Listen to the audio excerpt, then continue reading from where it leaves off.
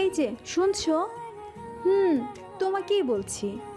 আমাদের চ্যানেলটি সাবস্ক্রাইব করে দাও না প্লিজ।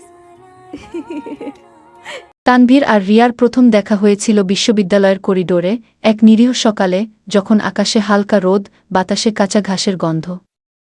রিয়া একটা বই হাতে নিয়ে তাড়াহুড়ো করছিল, আর তানভীর তখন নিজের ফোনে ডুবেছিল। হঠাৎ ধাক্কা, আর রিয়ার বইটা পড়ে গেল মাটিতে। তানভীর তড়িঘড়ি করে বইটা তুলতে গিয়ে তাকাতেই চোখ আটকে গেল। রিয়ার চোখে ছিল অদ্ভুত একরকম মায়া, যেন বহু জন্মের চেনা কেউ, অথচ পুরোপুরি অচেনা। সরি, বলেছিল তানভীর। রিয়া কোনো কথা না বলে বইটা নিয়ে চলে গিয়েছিল, কিন্তু তানভীরের মনে যেন ওই চোখ দুটো গেথে রইল চিরদিনের মতো।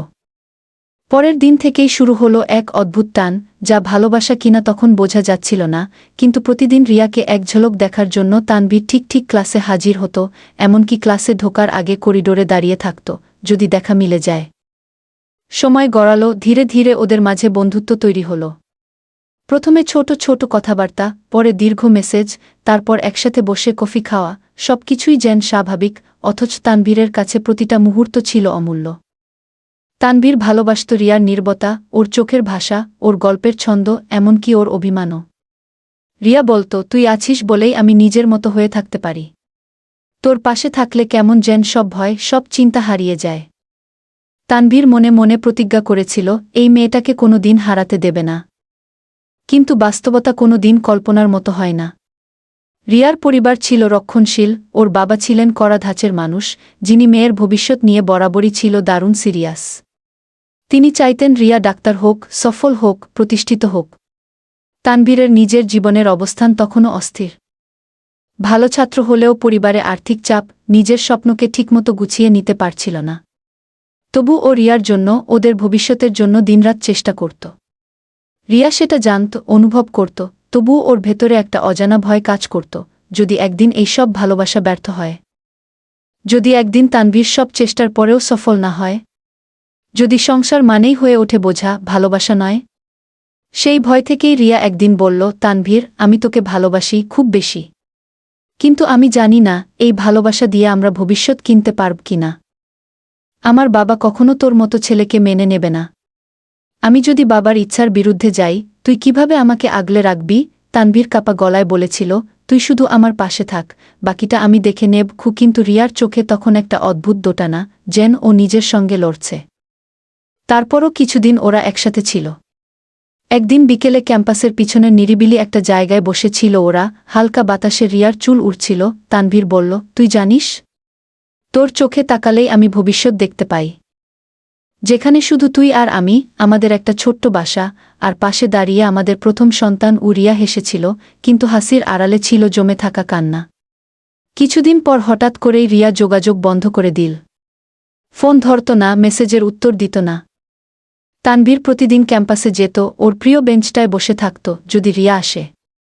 একদিন রিয়া এসেছিল, মুখ নিচু করে বসেছিল ওর পাশে। অনেকক্ষণ চুপ থাকার পর বলল, তানভীর, আমার বিয়ে ঠিক হয়ে গেছে। বাবা যাকে পছন্দ করেছে সে দেশের বাইরে থাকে, প্রতিষ্ঠিত, ভালো মানুষ। আমি না বলতে পারিনি। তানভীর কিছু বলল না, শুধু নিঃশব্দে তাকিয়েছিল রিয়ার দিকে। রিয়া বলল, ভালো থেকো। তোর মতো কেউ কখনো পাব না, কিন্তু হয়তো তোর সঙ্গে থাকাও আমার ভাগ্যে ছিল না। তারপর রিয়া চলে গিয়েছিল, আর কোনো দিন ফিরে আসেনি। তানভীর এখনও ক্যাম্পাসে যায়, সেই বেঞ্চটায় বসে থাকে, চোখ বন্ধ করে যেন অনুভব করে রিয়ার উপস্থিতি।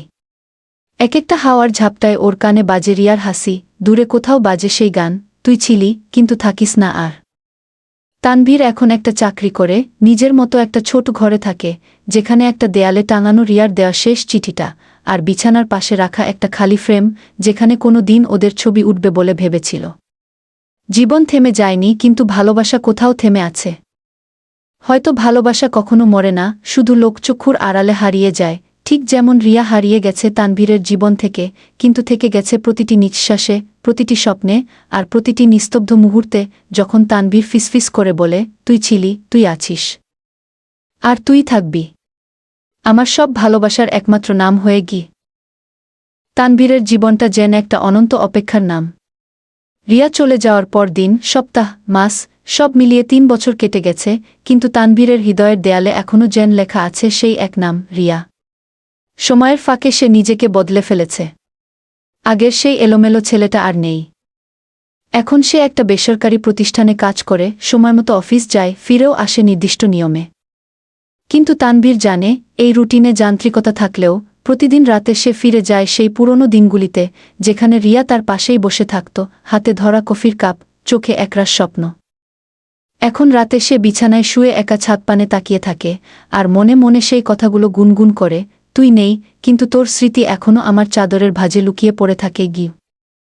রিয়ার বিয়ে হয়ে গেছে, সে এখন আমেরিকায় থাকে, সুখী জীবন, সফল স্বামী, স্থিতিশীল সংসার। কিন্তু তানভীর জানে, ওর বুকের কোণে আজও একটা কান্না জমে আছে, যা কেউ শোনে না। একদিন রিয়ার ছোটবেলার বান্ধবী সুমনা হঠাৎ তানভীরকে দেখেছিল ক্যাম্পাসের সেই পুরনো বেঞ্চে বসে। ও কাছে গিয়ে বলেছিল, তুই এখনও এখানে আসিস? তানভীর মুচকি হেসে বলেছিল, প্রেম তো ক্যালেন্ডার দেখে হয় না, আর ব্যর্থতা ঘড়ি দেখে কাটে না। আমি সেই দিনটাতেই আটকে আছি, যেদিন ও বলেছিল, তুই খুব ভালো, কিন্তু আমি পারব না। সুমনা চুপ করেছিল, ওর চোখেও তখন অদ্ভুত এক ব্যথার ছায়া। একদিন রাতে হঠাৎ রিয়ার মেসেজ এল তানভীরের হোয়াটসঅ্যাপে, ৩ বছর পর। শুধু লেখা, ভালো আছিস? তানভীর অনেকক্ষণ চুপ করে থাকল, তারপর লিখল, আমি সেই আগের মতোই আছি, শুধু তুই নেই। তুই ভালো আছিস তো? রিয়া লিখল, ভালো থাকার অভিনয় করি, সব কিছু আছে, কিন্তু তুই নেই। মাঝে মাঝে খুব কষ্ট হয়। তানভীরের হাত কেঁপে উঠল, চোখ ছলছল করে উঠল। এত বছর পর সেই মেয়ে, যে তাকে ভেঙে দিয়ে চলে গিয়েছিল, আজও তার কষ্ট ভাগ করতে চায়। এটাই কি ভালোবাসা? নাকি এইটুকুই যা থেকে গেছে ভাঙা প্রেমের স্মৃতিতে? এরপর থেকে মাঝে মাঝে রিয়া মেসেজ করত। নিজের জীবনের ছোট ছোট কথা, সন্তানের ছবি, দাম্পত্যের একঘেয়েমি, বিদেশে একাকিত্ব, সবকিছু যেন তানভীরের কাছেই ভাগ করে নিতে চাইত। তানভীর শুনত, বুঝত, কিন্তু কোনোদিন জিজ্ঞেস করেনি, ফিরবি? কারণ ও জানত, কিছু সম্পর্ক ফিরে এলেও পুরনো ছায়া হয়ে থাকে, আলো নয়। একদিন রিয়া বলল, তুই চাস না আমি ফিরে আসি? তানভীর চুপ করেছিল কিছুক্ষণ, তারপর লিখেছিল, তুই আজ যদি সব ছেড়ে চলে আসিস, আমি তোকে বুকে জায়গা দেব, কিন্তু সমাজ তো তোকে শুধু পরকিয়া করা মেয়ে বলবে, আর আমাকে ভাঙা সংসার বানানো লোক। তখন আমাদের ভালোবাসার মানে হারিয়ে যাবে, শুধু লজ্জা আর প্রশ্ন বেঁচে থাকবে।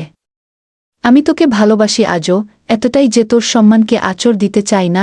রিয়া কোনো উত্তর দেয়নি, শুধু একটা ভাঙা হার্ট ইমোজি পাঠিয়ে চুপ করে গিয়েছিল। সেই রাতটা তানভীর জানালার পাশে বসে কাটিয়েছিল, ভোর পর্যন্ত, চোখে জল, আর হাতে রিয়ার শেষ মেসেজ। তানভীর এখনও ভালোবাসে, কিন্তু সেই ভালোবাসা এখন দাবানো নয়, এক নিঃশব্দ নদীর মতো, যা বুকের গভীরে গোপনে বয়ে চলে, কারো অগোচরে।